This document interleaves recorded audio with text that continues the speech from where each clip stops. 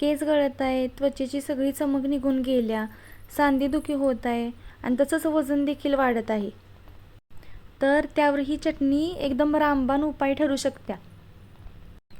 आज मी तुम्हाला जवसाची चटणी कशी करायची हे दाखवणार आहे. वजन कमी करण्यापासून ते आपल्या हृदयाच्या आरोग्यापर्यंत आपली पुरेपूर काळजी घेणारा एक महत्त्वाचा घटक म्हणजे जवस. 1 चमचाभर जवस तरी रोजच्या आपल्या आहारात असायलाच हवीत. आता चालू करूया आपण चटणी करायला. कढई गरम केल्या आणि त्यात आपल्याला पहिल्यांदा जवस चांगले भाजून घ्यायचे आहेत. आता ह्यात तेलाचा वापर अजिबात करायच नाही, कारण जवसाला स्वतःचं असं तेल असते आणि एकदम बारीक गॅसवर हे 3 ते 4 मिनिट आपल्याला भाजून घ्यायचे. जोपर्यंत त्याचा तडतड आवाज येत नाही तोपर्यंत आपल्याला हे छान असे भाजून घ्यायचे. जवसामध्ये ओमेगा 3 फॅटी ॲसिड असतं, त्यामुळे आपली पचनशक्ती सुधारते. आता जवस चांगले भाजून घ्यायचे आहेत. आता मी 1 वाटी जवस घेतलेला, आता पाव वाटी आपल्याला शेंगदाणे घ्यायचे आहेत. शेंगदाणे भरपूर घ्यायचे नाहीत. ज्या वाटीने तुम्ही जवस घेणार त्याच वाटीने पाव वाटी असं शेंगदाण्याचं प्रमाण घ्यायचं आहे. शेंगदाणे पण हलके असे भाजत आलेत आपले, ते पण आता काढून घ्यायचं आणि त्यात सुकं खोबरं घालायचं. सुकं खोबरं पण पाव वाटी घालायचं आपल्याला. पॅन गरम आहे त्याच्यामुळं खोबरं व्यवस्थित लवकरात लवकर भाजून होते. छान असं करपूस भाजून घ्यायचं खोबरं.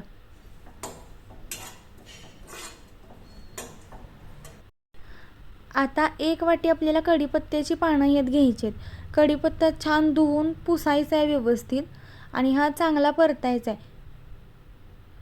कढीपत्ता असा कुरकुरीत व्हायला पाहिजे एवढा आपल्याला छान असा तो परतून घ्यायचा आहे. व्यवस्थित असा भाजला गेला की चुरला जातो चांगला तो. आता कढीपत्ता भाजत आलाय त्यातच आपल्याला 2 चमचे जिरे घालायचे आहेत आणि कढीपत्त्यासोबतच ही जिरे आपल्याला भाजून घ्यायचे आहेत. आता बघा कढीपत्ता व्यवस्थित चुरला जातोय.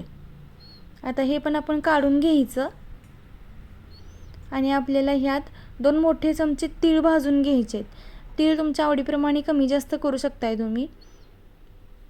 भाजलेल्या तिळामुळे छान एक खमंगपणा येतोय चटणीला आपल्या. आणि तीळ भाजत असतानाच त्यात आपल्याला 8 ते 10 लसणाच्या पाकळ्या घालायच्या आहेत आणि त्या पण चांगल्या भाजून घ्यायच्या आहेत. आता हे सगळं मी एकत्र केले आणि हे थोडंसं थंड होऊ द्यायचं. हे मिश्रण गरम असताना जर आपण ह्याची चटणी केलीत तर जवसामुळे आणि हीटमुळे त्याला एक तेल सुटण्याची शक्यता असते किंवा खूप बारीक प्रमाणात होऊ शकते चटणी, म्हणून हे गार होऊ द्यायचं. आता हे मिश्रण आपलं चांगलं गार झाले. आता हे मिक्सरच्या भांड्यात घ्यायचं. व्यवस्थित सगळं मिश्रणच्या भांड्यात सगळं एकत्र करून हे घ्यायचं आणि आपल्याला त्यात 3 गोष्टी टाकायच्या ज्यांना आपली चटणी खूप रुचकर होईल. तेलाचा वापर अजिबात कुठेच करायचा नाही आहे. आता इथे अर्धा चमचा हिंग घालायचा आहे. त्यानंतर त्यात 2 चमचे लाल तिखट घालायचं. लाल तिखट तुम्ही तुमच्या आवडीनुसार कमी जास्त करू शकताय, पण मी हे जे प्रमाण सांगितले ते अगदी अचूक आहे.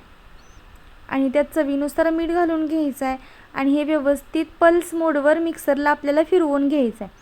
एकदम त्याची बारीक अशी पावडर नाही करायची. चटणी कशी दरदरीत असली तरच ती एकदम दाताखाली आल्यावर छान लागते.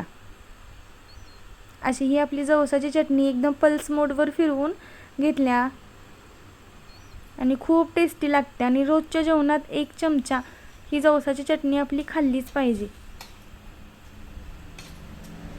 एकदम सर्व आजारांवर म्हणा किंवा आपल्या आरोग्यासाठी खूप फायदेशीर आहे ही चटणी आणि तुम्ही पण नक्की करून बघा आणि जवसाचा वापर आपल्या आहारात करायला सुरुवात करा,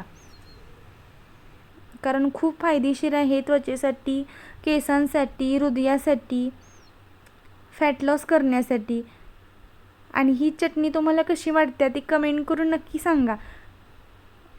आणि अजून पण तुम्ही चॅनेलवर नवीन असाल तर चॅनेलला सबस्क्राईब करायला विसरू नका. अशा छान छान नवीन नवीन व्हिडिओसोबत भेटूया आपण नेक्स्ट व्लॉगमध्ये. तोपर्यंत बाय. काळजी घ्या आणि छान राहा.